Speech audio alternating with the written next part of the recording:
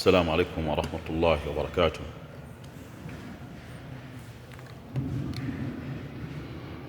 الحمد لله رب العالمين، والعاقبة للمتقين،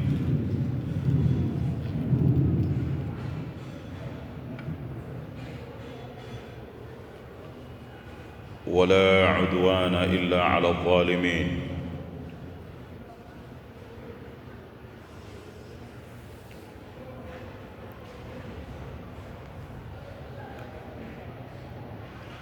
وصلى الله وسلم على المبعوث فينا رحمة للعالمين، نبينا محمد وعلى آله وصحبه أجمعين.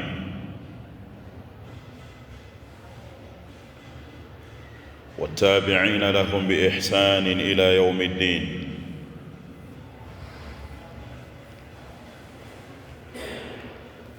أمسينا وأمسى الملك لله والحمد لله،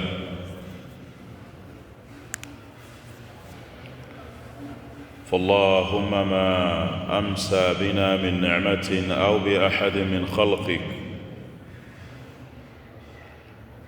فمنك وحدك لا شريك لك، فلك الحمد ولك الشكر. سبحانك لا علم لنا إلا ما علمتنا إنك أنت العليم الحكيم.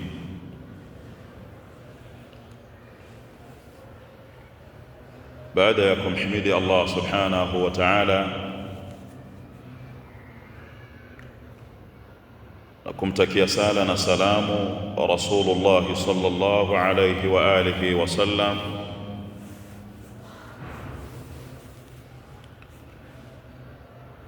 tunamshukuru tena Allah jalla jalaluhu alladhi bi ni'matihi tatimmu as-salihat.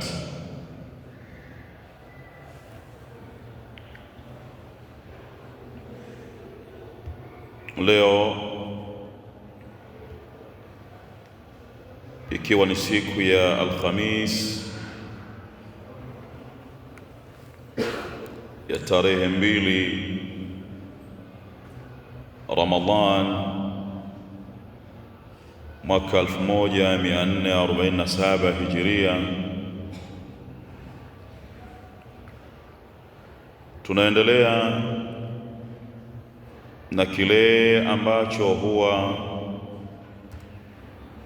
tunakiendeleza ndani ya muda kama huu kwenye mfano wa mwezi kama huu, nacho ni kuyaangalia maneno ya Allah subhanahu wa ta'ala yanatuambia nini, yanatuelekeza nini.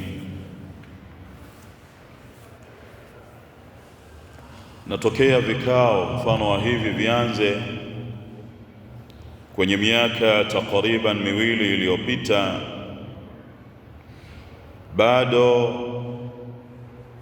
tunazungumzia kuhusiana na sura fupi zilizomo kwenye maneno ya Allah subhanahu wa ta'ala ndani ya juzuu ya mwisho, juzuu ya amma.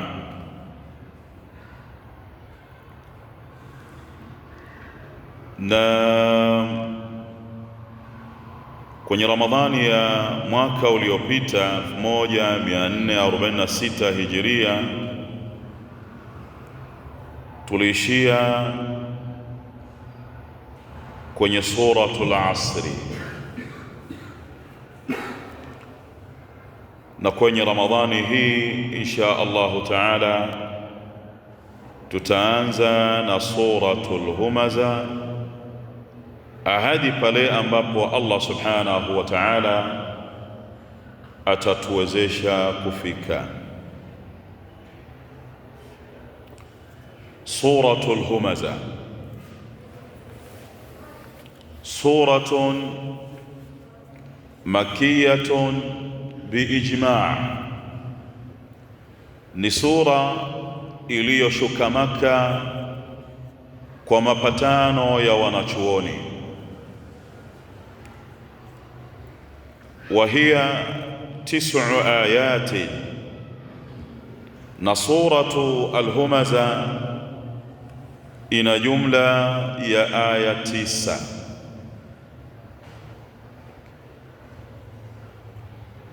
Wanasema ulama alayhim rahmatullah kwamba suratu Al-Humaza tahaddathat an alladhina ya'ibuna an-nasa, imezungumza kuhusiana na wale ambao wanawatia aibu watu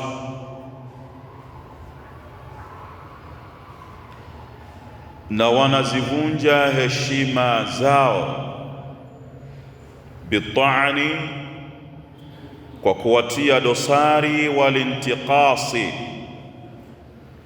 na kwa kuwapunguzia heshima zao, walizdirai, na kwa kuwadharau, jambo ambalo ni tendo la watu masafihi, kama ilivyo ndani ya maneno ya Allah subhanahu wa ta'ala, kama dhammat alladhina yashtaghiluna bijam'i al-amwali, kama vile ambavyo suratul Humaza imewasema vibaya wale ambao wanashughulika na jambo la kukusanya mali, wa takdisi tharawati, na kulimbikiza utajiri, kaannahum mukhalladuna fi hadhihi alhaya, kana kwamba wao watadumishwa milele kwenye maisha haya.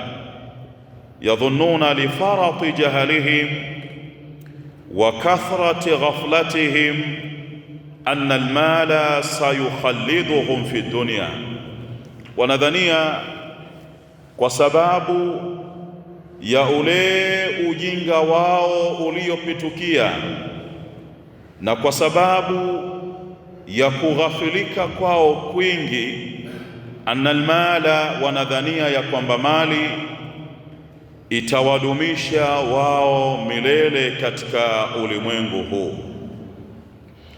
Na sura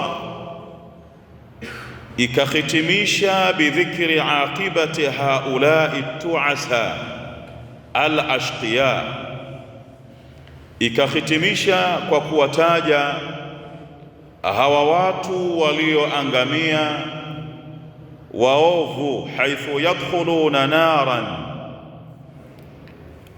kwa sifa ya kwamba wataingia wao motoni, moto ambao hautozimika milele, moto ambao utawavunja vunja almujrimin, na wale ambao wataingizwa kwenye moto huo katika binadamu, kama itakavyoelezea sura. Haya ndiyo maelezo kwa ufupi yanayoihusu suratul Humaza.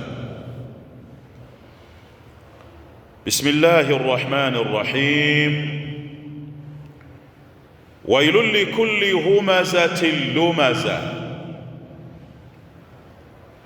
alladhi jama'a malan wa 'addada yahsabu anna malahu akhlada kalla la yunbadhanna fil hutama wama adraka mal hutama narullahi almuqada allati tattali'u 'ala al-af'ida innaha 'alayhim mu'sada fi 'amadin mumaddada. Wailul likulli humazatin lumaza, Ulama alaihim rahmatullah wanatuambia wailun ni kalimatu adhabin, au wailun ni wadin fi jahannam, ni jangwa lililo katika moto wa Jahannam, au ni neno lenye maana ya adhabu. Na neno humaza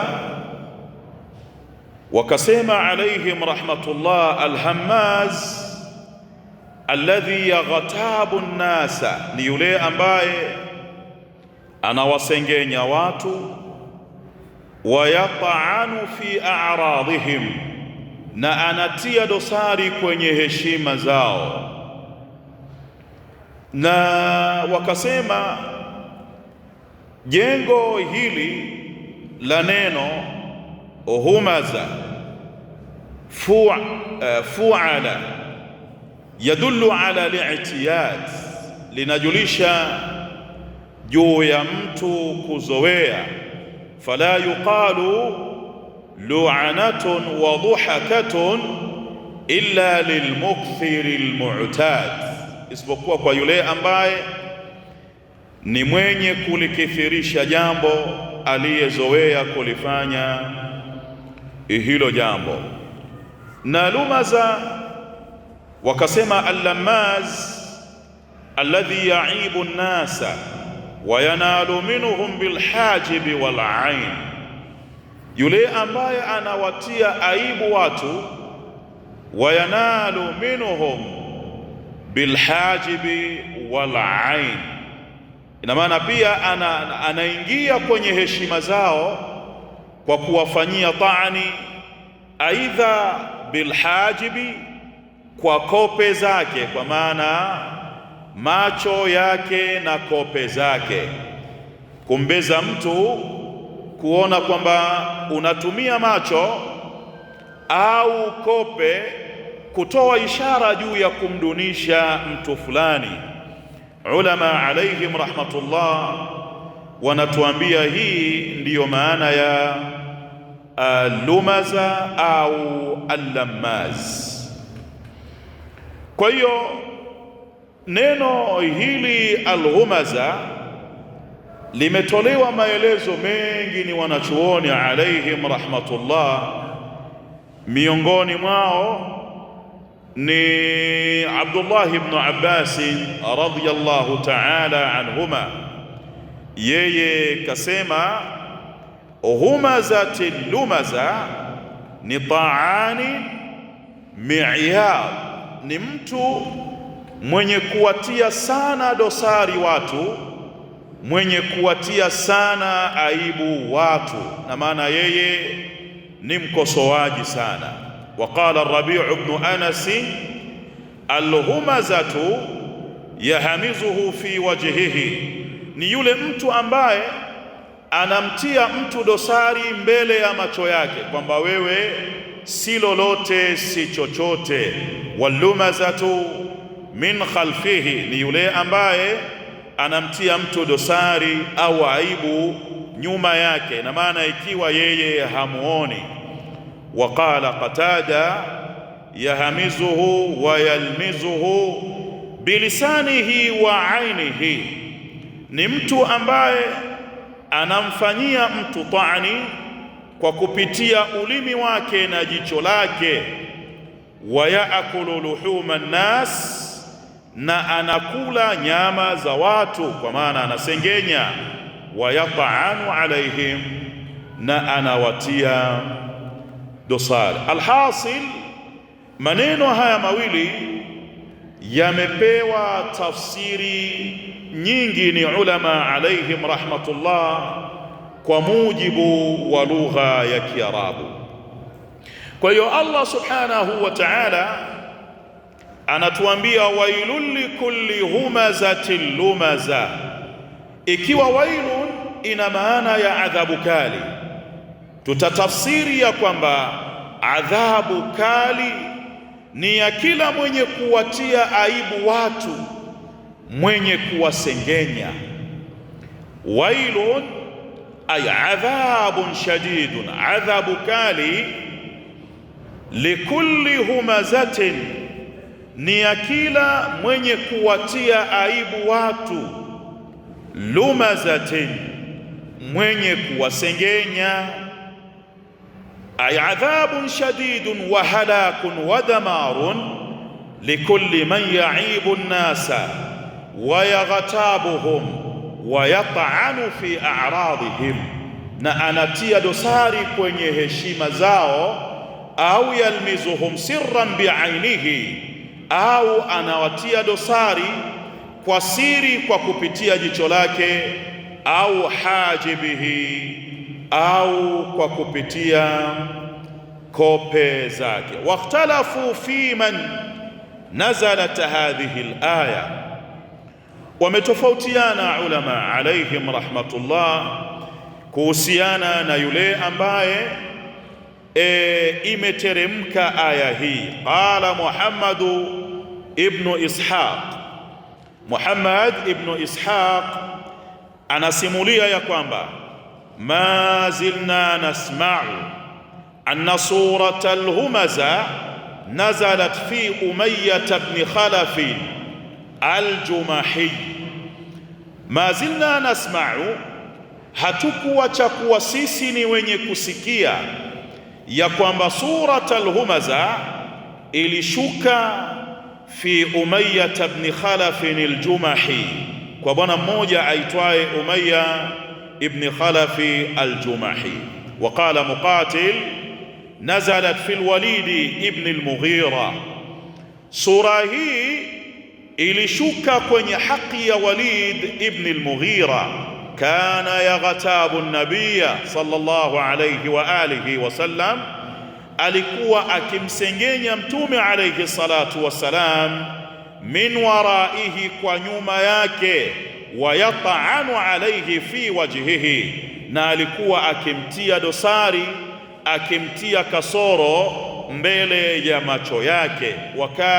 Waqala al-Kalbi nazalat fil Akhnasi ibn Shuraiq ibn Wahabi al-Thaqafi, kana yaqa'u, bwana huyu alikuwa yaqa'u fi nnasi wa yaghtabuhum, akiingia kwenye heshima za watu na alikuwa akiwasengenya watu. Lakini qala Mujahidun hiya ammatun, maneno haya Allah subhanahu wa ta'ala ni yenye kuenea fi haqi kulli man hadhihi sifatuhu, kwenye haki ya kila ambaye hii ndiyo sifa yake. Kwa hiyo wailul likulli humazatin lumaza, ole wao, adhabu kali ni ya kila mwenye kusengenya, mwenye kuwatia aibu watu. Shuraiq ibnu Wahab al-Thaqafi, huyu bwana alikuwa ni kana kathira alwaqi'ati fi nnas, alikuwa ni mwenye kuingia sana kwenye heshima za watu, alikuwa akiwatia aibu watu, muqbilina wa mudbirin, wakiwa wanamuangalia hivi na akiwa amewapa mgongo. Walhukmu amun, lakini hukmu ni amun, imeenea, lianna al-ibra biumumi al-lafdhi la bikhususi as-sabab. Kwa hiyo Allah subhanahu wa ta'ala kwenye aya hii ametangaza adhabu kali kwa kila ambaye ana sifa ya kusengenya, sifa ya kuharibu heshima za watu, sifa ya kutia dosari heshima za watu. Alladhi jamaa malan wa addada, Allah subhanahu wa ta'ala anaendelea kusema alladhi jamaa malan wa addada. Hadha alwasfu, wasifu huu ambao anautaja Allah subhanahu wa ta'ala hapa, yushiru bi annahu illatun fima qablahu, unajulisha ya kwamba hii ndiyo sababu ya kile ambacho kimetajwa kabla ya hapo, kwa sababu almausulu huna yadullu min kulli almutaqaddima, linajulisha kila kile ambacho kimetangulia. Walaysa alaibu fi jamaa malan, lakini wanasema aibu haiko kwenye jambo la jamaa malan, bal fi addada, aibu iko kwenye fi addadahu. Na wakasema ulama alaihim rahmatullah kwamba hii addadahu imepewa maana nyingi au ina maana nyingi. Qila, pamesemwa ya kwamba maana yake addahu kulla waqtin wa akhar, anaihesabu hiyo mali mara kwa mara, kila wakati, tahaffudhan alayhi, kwa ajili ya kuihifadhi hiyo mali. Waqila, na pamesemwa pia addadahu kwa maana ya kanazahu, ameilimbikiza hiyo mali. Waqila addadahu kwa maana aaddahu lilhaja, kaiandaa kwa ajili ya haja tu. Wa quria, na maneno hayo ya Allah subhanahu wa ta'ala, neno hilo la Allah jalla jalaluhu pia limesomwa jamaa wa addada, kwa maana alladhi jamaa malan wa addada bitashdidi watakhfif. Walmuradu bihi, na makusudio yake, man lam yuaddi haqqa Allahi fihi shuhan wa bukhla, ni yule ambaye haitekelezi haki ya Allah iliyo kwenye mali hiyo, shuhan, kwa choyo, wa bukhlan, na kwa ubakhili, kama taqaddama fi surati alhaakumut takathur. Kayasema hayo al-allama ash-Shinqiti alayhi rahmatullah. Kwa hiyo alladhi jamaa malan wa addada, ambaye jamaa malan, amekusanya mali, wa addadahu, na akayehesabu hesabu, kwa maana akawa ni mwenye kuihesabu mara kwa mara ili isije ikapotea, tahaffudhan, kwa ajili ya kuihifadhi zaidi mali hiyo. Alladhi jamaa malan wa addada, yule ambaye amekusanya mali, wa addada, na akawa ni mwenye kuihesabu hesabu. Al-allama Abdurrahman as-Saadi rahimahullahu ta'ala amesema, wa min sifati hadha al-hammazi lammazi, na ni katika sifa ya huyu ambaye ni mwenye kuwasengenya watu sana, ni mwenye kuwatia aibu watu sana, annahu la hamma lahu siwa jam'i al-mali, hana kinachomshughulisha isipokuwa kukusanya mali, wa ta'didihi, na kuihesabu mali, wal ghibtati bihi, na kuipenda mali, wa laysa lahu raghabatun fi infaqihi, hana yeye raghaba, hana yeye matakwa ya kuitoa mali hiyo, fi turuqil khairati, kwenye njia za kheri, wasilatil arhami, na kwenye kuunganisha udugu wake, wa nahawi dhalik, na mfano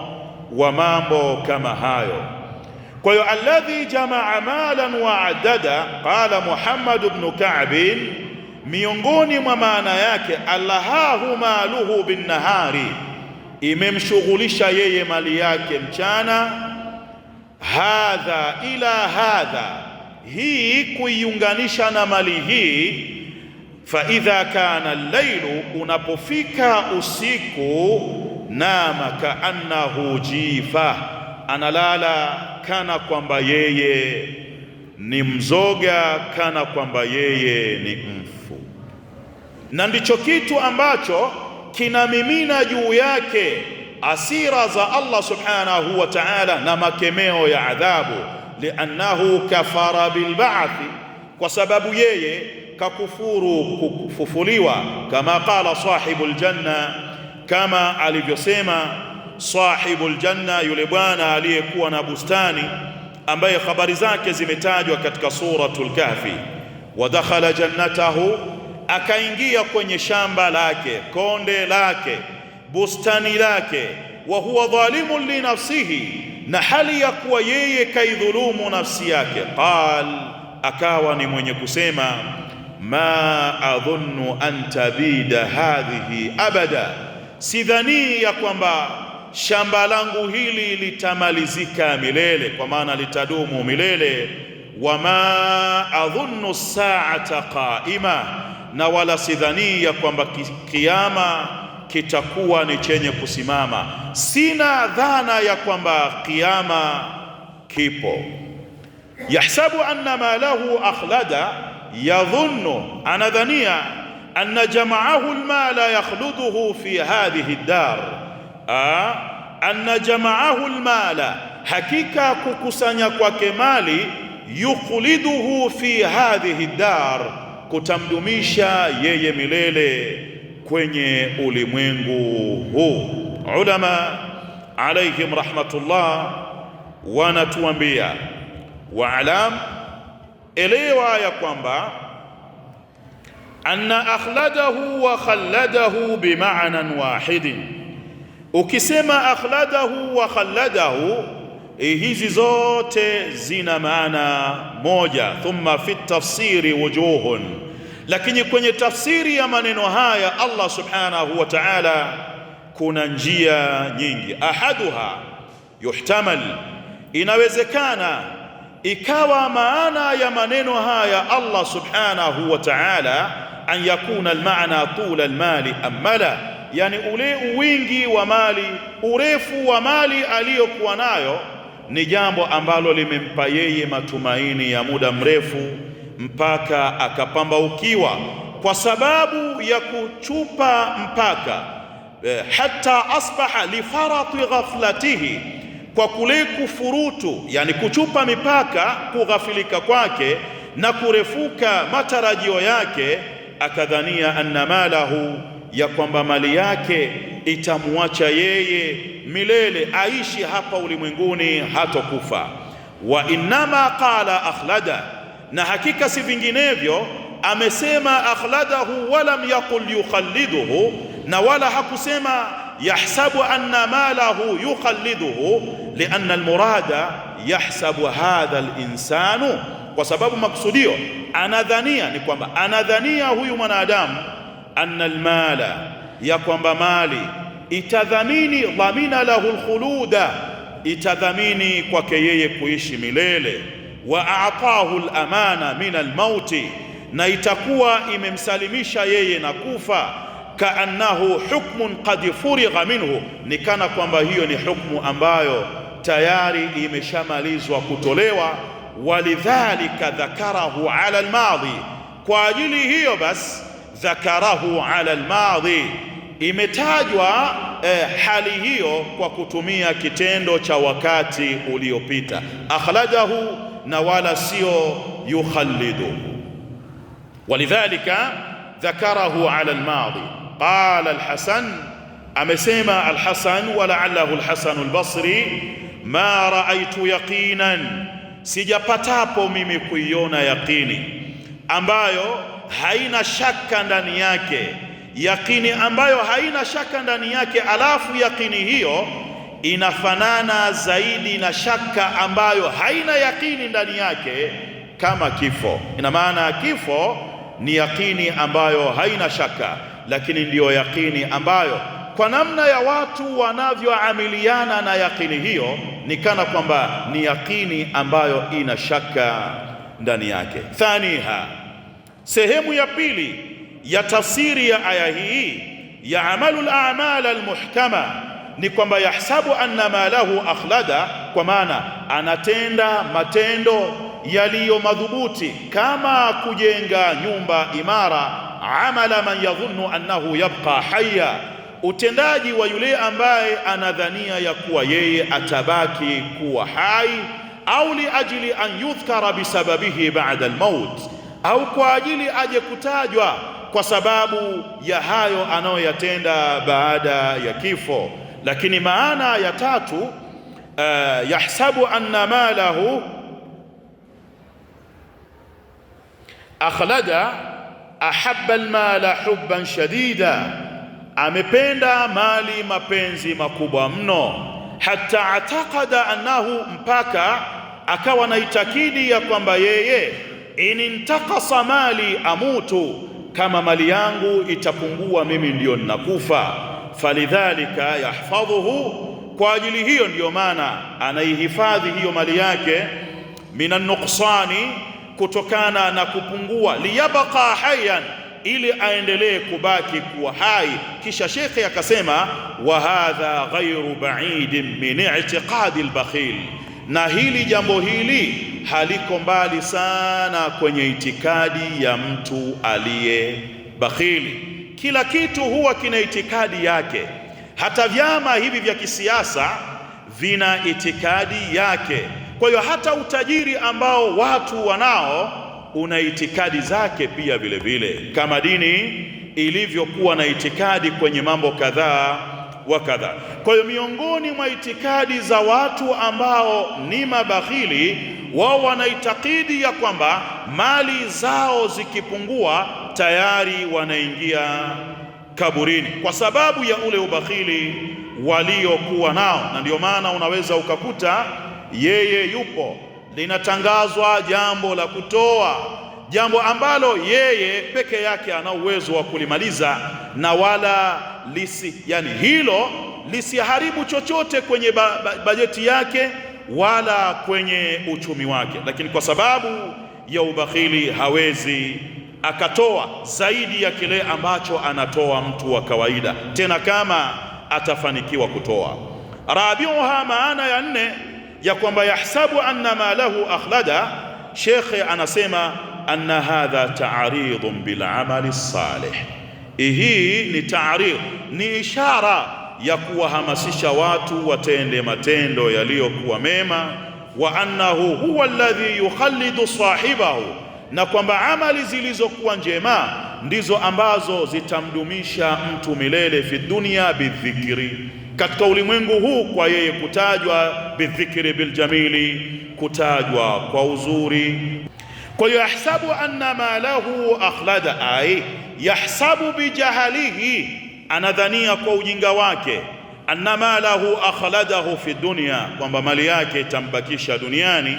Falidhalika kana kadduhu, kwa ajili hiyo basi imekuwa juhudi yake, wasayuhu kulluhu, na mahangaiko yake yote, fi tanmiyati malihi, yanahusu jambo la kuikuza mali yake, alladhi yadhunnu annahu, mali ambayo anadhani ya kwamba yeye yunammi umrahu, itaongeza umri wake, walam yadri, na wala hajui, anna albukhla, ya kwamba ubakhili yaksifu al-a'mara, ni jambo ambalo linapunguza umri, wa yukharibu diyara, na linaharibu majumba, wa anna albirra, na kufanya wema ni jambo ambalo yazidu fil umri, linaongeza katika umri wa mtu. Maneno haya Allah subhanahu wa ta'ala yametufunza at-tahdhiru min al-ghibati wan namima, tahadhari ya kusengenya na kufitini. Na funzo jingine ni at-tandidu bil mughtarrina bil amwali al mu'jabina biha. Hapa pia kuna kuwafanyia taani au kuwafanyia nakdhi wale ambao wameghurika na jambo la mali na wale ambao wanavutika